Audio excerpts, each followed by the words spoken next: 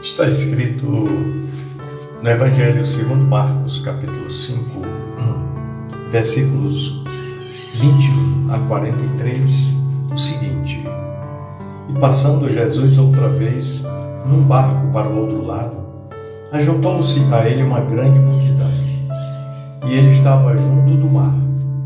E eis que chegou um dos principais da sinagoga, por nome Jairo, e vendo-o, prostrou-se aos seus pés e rogava-lhe muito, dizendo: Senhor, minha filha está moribunda. Rogo-te que venhas e lhe imponhas as mãos para que ela sare e viva. E foi com ele e seguia uma grande multidão que o apertava. E certa mulher que havia 12 anos tinha um fluxo de sangue, e que havia padecido muito com muitos médicos e despendido tudo quanto tinha, nada lhe aproveitando isso, antes indo a pior, ouvindo falar de Jesus, veio por detrás, entre a multidão, e tocou na sua vestimenta. Versículo 28. Porque dizia: se tão somente tocar nas suas vestes, sararei. E logo se lhe secou a fonte do seu sangue, e sentiu no seu corpo estar já curada daquele mal. E logo Jesus, conhecendo que a virtude de si mesmo saíra, voltou-se para a multidão e disse: quem tocou nas minhas vestes? Versículo 31. E disseram os seus discípulos: vês que a multidão te aperta e dizes: quem me tocou? E ele olhava em redor para ver a que isso fizera. Então a mulher, que sabia o que lhe tinha acontecido, temendo e tremendo, aproximou-se e prostrou-se diante dele e disse-lhe toda a verdade. Então Jesus lhe disse: Filha, a tua fé te salvou. Vai-te em paz e ser curada deste mal. Estando ele ainda falando, chegaram alguns dos principais da sinagoga, diz a palavra de Deus, a quem disseram: a tua filha está morta, para que enfadas mais o mestre? E Jesus, tendo ouvido essas palavras, disse ao príncipe da sinagoga: não temas, crê somente. Verso 37. E não permitiu que alguém o seguisse, a não ser Pedro, Tiago e João, irmão de Tiago. E tendo chegado à casa do príncipe da sinagoga, viu o alvoroço e os que choravam muito e pranteavam. E entrando, disse-lhe: por que vos alvoroçais e chorais? A menina não está morta, mas dorme. E riam-se dele. Porém ele, tendo-os feito sair, tomou consigo o pai e a mãe da menina e os que com ele estavam, e entrou onde a menina estava deitada. E tomando a mão da menina, disse-lhe: Talita cumi, que traduzido significa: menina, a ti te digo, levanta-te. E logo a menina se levantou e andava, pois já tinha 12 anos, e assombraram-se com grande espanto. E mandou-lhe expressamente que ninguém o soubesse, e disse que lhe dessem de comer. Que história interessante, não é verdade? Pois é, meu irmão, minha irmã. É assim que Jesus age na vida da humanidade. A ressurreição da filha de Jairo é um dos milagres que apontam para o poder de Jesus sobre a vida e sobre a morte. Conforme relatado no Novo Testamento, durante seu ministério terreno, nosso Senhor Jesus Cristo durante seu ministério terreno, nosso Senhor Jesus Cristo ressuscitou 3 mortos: o filho da viúva de Naim, a filha de Jairo, essa passagem que acabamos de ler, e Lázaro, o seu amigo, lá em João 11. O milagre da ressurreição da filha de Jairo está registrado nos 3 evangelhos sinóticos: Mateus, Marcos e Lucas. Mateus é quem fornece um registro mais simplificado do milagre, enquanto Marcos e Lucas aprofundaram-se nos detalhes desse evento. Também é interessante notar que a narrativa bíblica sobre este episódio fala de um milagre duplo, não é verdade? No contexto em que envolveu a ressurreição da filha de Jairo, nosso Senhor Jesus Cristo também curou a mulher que tinha um fluxo de sangue há 12 anos. Vejamos aqui nesta breve reflexão como aconteceu a ressurreição dessa menina, da filha de Jairo. A ressurreição da filha de Jairo ocorreu quando Jesus desembarcou na cidade de Cafarnaum. Ele havia acabado de atravessar o mar da Galileia, vindo da região de Decápolis, onde havia libertado um homem endemoniado que ninguém conseguia controlar. Parece que logo que Jesus chegou à cidade de Cafarnaum, os discípulos de João Batista vieram fazer-lhes algumas perguntas sobre o jejum. Foi enquanto eles conversavam que Jairo se aproximou de Jesus, pedindo que ele curasse a sua única filha. Jairo era um chefe da sinagoga. A Bíblia chama, em algumas versões, de príncipe. Ele era um homem importante, responsável por organizar e conduzir a liturgia da sinagoga. Quando Jairo foi até Jesus, a sua filha estava gravemente doente. Contudo, a menina ainda não estava morta. Isso significa que Jairo inicialmente foi buscar uma bênção de cura.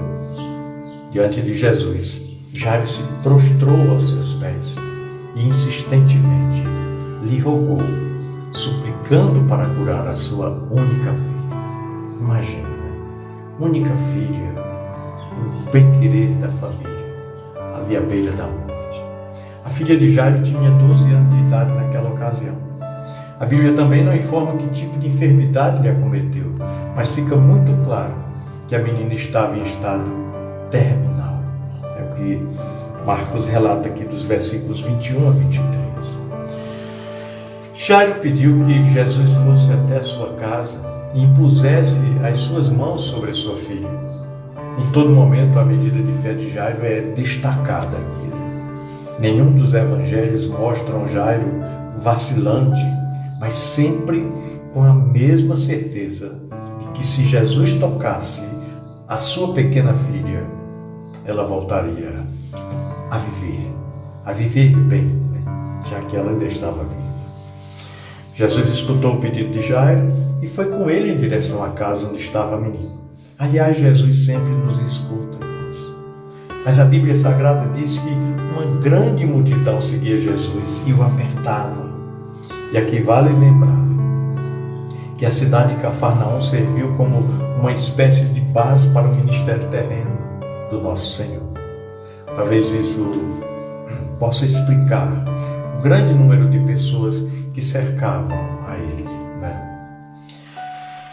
Então, o milagre sobre a filha de Jairo foi temporariamente interrompido por um segundo milagre, Na multidão que dificultava a caminhada de Jesus estava uma mulher que sofria com um tipo de hemorragia crônica. Há muitos anos ela sofria com essa enfermidade. E é interessante notar um detalhe curioso que conecta ainda mais os dois milagres. É que a filha de Jairo tinha apenas 12 anos de idade. E a mulher vinha sofrendo com aquela hemorragia por longos 12 anos. Então veja que em óticas diferentes, em olhares diferentes, um era pouco, outro era muito. Enquanto Jesus trazia as boas notícias de cura para a mulher que tinha sofrido por 12 anos de hemorragia, os mensageiros da casa de Jairo traziam a péssima notícia sobre a pequena menina de 12 anos que havia acabado de falecer. A Bíblia diz que Jesus ainda estava falando quando Jairo escutou dos mensageiros de sua casa. No versículo 35, quando estava ele ainda falando, chegaram alguns dos principais da sinagoga e disseram: a tua filha está morta. Para que enfadas o mestre? Os evangelhos não esclarecem quem eram esses mensageiros aqui. Provavelmente fossem parentes ou amigos de Jairo. Mas o que fica claro é que definitivamente eles não acreditavam que aquela situação poderia ser revertida. Eles falaram: não importune mais, não tem mais jeito, a criança já morreu. Então, enquanto a filha de Jairo estava doente, ainda parecia haver alguma esperança. Mas agora que a morte tinha se confirmado, os mensageiros da casa de Jairo pensavam que não havia mais nada que se pudesse fazer. Realmente, segundo o conceito deles, seria impossível que Jesus pudesse ressuscitar a filha de Jairo. Isso fica claro na pergunta final que eles fizeram a Jairo: por que ainda importunas o mestre? Por que ainda incomodas o mestre? Então, sob essa ótica, sob essa perspectiva, parecia até que a interrupção da mulher hemorrágica tivesse tragicamente exaurido as chances de vida da filha de Jairo, com o tempo que Jesus ficou ali. Mas a Bíblia diz que Jesus não deu importância para a notícia trazida por aqueles mensageiros. Ao contrário disso, ele confortou o chefe da sinagoga dizendo: não temas, versículo 36, não temas, crê somente. Ele ainda diz isso para nós hoje. Jesus retornou o caminho rumo à casa de Jairo, apesar da má notícia. No entanto, antes ele despediu a multidão e os seus discípulos também, com exceção de 3, Pedro, Tiago e João. É o que diz aqui o versículo 37. O versículo 38 diz que quando chegou à casa de Jairo, ele viu as pessoas que se reuniam alvoroçadas. Aquelas pessoas choravam e pranteavam muito, É o que diz o versículo 38, Um grande alvoroço. Conforme o costume da época, o sepultamento ocorria imediatamente após a morte. Então o cortejo fúnebre da filha de Jairo tão logo aconteceria. Por isso as pessoas estavam ali aglomeradas na casa de Jairo, incluindo as carpideiras profissionais, aquelas mulheres que eram contratadas para prantear o morto. Logo que entrou na casa de Jairo, Jesus disse para as pessoas alvoroçadas que estavam ali, no versículo 39, ele disse: por que vos alvoroçais e chorais? A menina não está morta, mas dorme. Olha só que convicção do nosso Senhor. Algumas pessoas não interpretam corretamente essa declaração de Jesus e afirmam que a filha de Jairo apenas estava em coma. Mas, obviamente, a menina estava morta.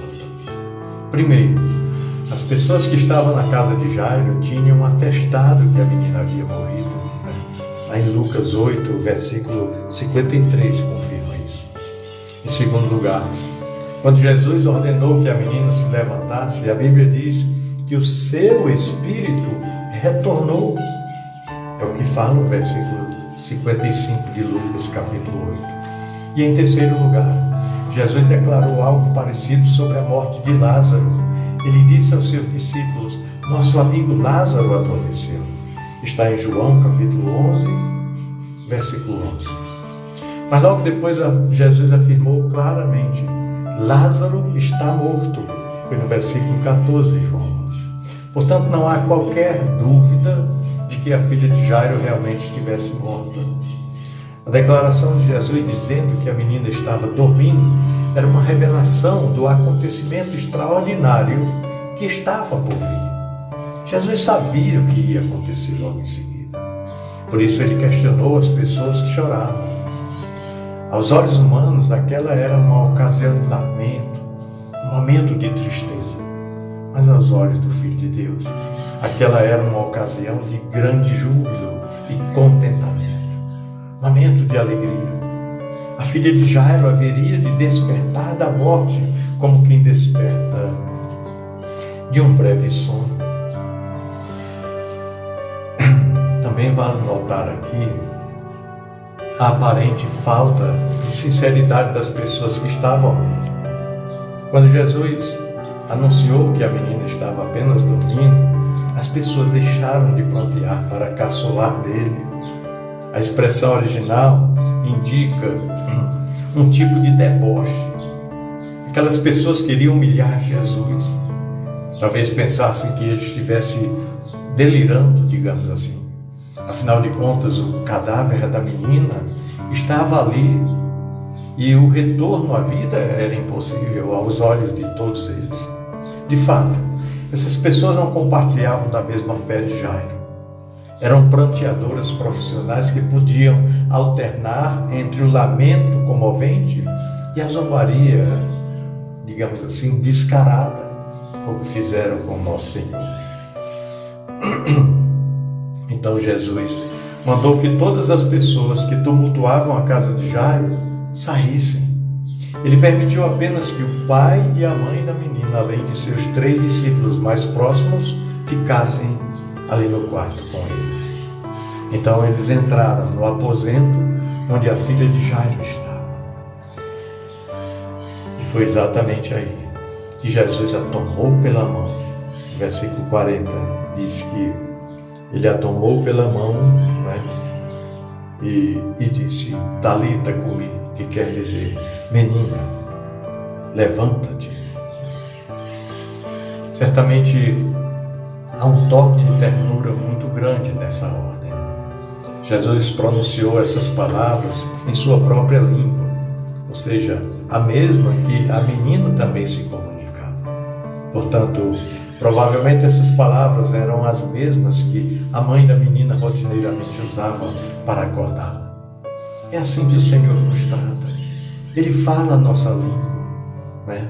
Fácil de ser entendido. A diferença é que ele pronunciava pelos lábios, eram pronunciadas pelos lábios do Filho de Deus. Essa simples ordem foi um desafio à impossibilidade e um triunfo sobre a morte. Então logo a filha de Jairo, uma menina de apenas 12 anos, estava novamente viva. Aquela que estava completamente sem vida, agora estava andando pela casa. Então todos ficaram muito admirados. É o que fala aqui o versículo 42. Logo a menina se levantou e andava, pois já tinha 12 anos, e assombraram-se no espírito. Então Jesus também pediu que ninguém divulgasse o que havia ocorrido. É provável que naquela região a divulgação da ressurreição da filha de Jairo desencadearia ações que ainda eram inapropriadas para aquele momento de seu ministério terreno. Ainda não havia chegado o tempo do grande clímax de sua obra aqui na terra. Mas eu gostaria de destacar aqui nesta passagem bíblica 3 lições principais sobre a ressurreição da filha de Jairo.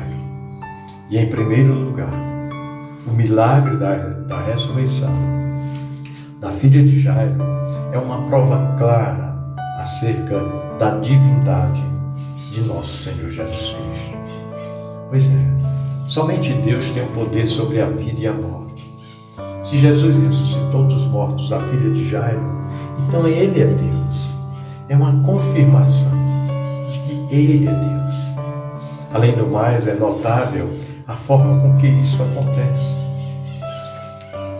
Todas as vezes que as Sagradas Escrituras registram uma ressurreição, sempre fica claro um contexto de grande intercessão e súplica. Os homens de Deus intercederam a Ele para que alguns mortos fossem ressuscitados. 1 Reis 17, em Atos 9 também. Mas foi diferente em todas as vezes que Jesus ressuscitou um morto. Em todas elas, sem exceção, nosso Senhor simplesmente deu uma ordem. Ele disse ao filho da viúva de Naim: levanta-te. Está lá em Lucas 7, versículo 14. Ele disse para a filha de Jairo: menina, levanta-te. É o que está aqui no versículo 41. Ele disse para Lázaro: Lázaro, sai para fora.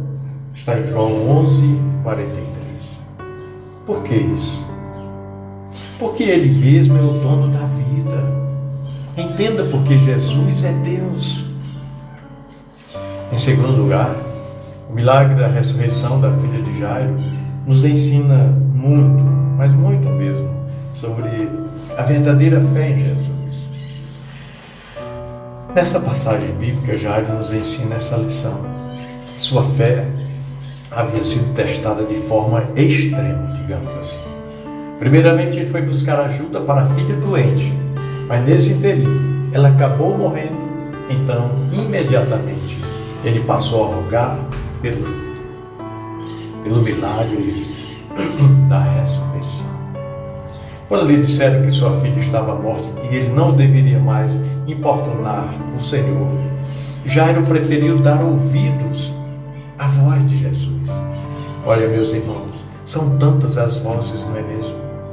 Ele recebeu com sinceridade as palavras de conforto e encorajamento de Jesus quando disse: não temas, versículo 36, crê somente. Em terceiro lugar, a ressurreição da filha de Jairo é um desfecho final de uma sequência progressiva que aponta para a verdadeira identidade de nosso Senhor Jesus Cristo. Nessa sequência, Ele demonstrou o seu poder sobre os demônios, sobre as doenças e, sobretudo, sobre a morte. Pois é, Jesus é a esperança dos que vivem sem esperança. Ele mostrou isso ao homem endemoniado que não podia ser dominado. Ele demonstrou isso à mulher que não podia ser curada com o fluxo de sangue crônico. Ele demonstrou isso ao pai a quem foi dito que não mais podia ser ajudado. Por que importunas o mestre? Ele nos oferece essa esperança ainda hoje. Jesus é Deus. Jesus é o nosso Senhor. Grande abraço, meu querido irmão. Deus abençoe sua vida. Deus guarde e proteja de todo mal a sua família.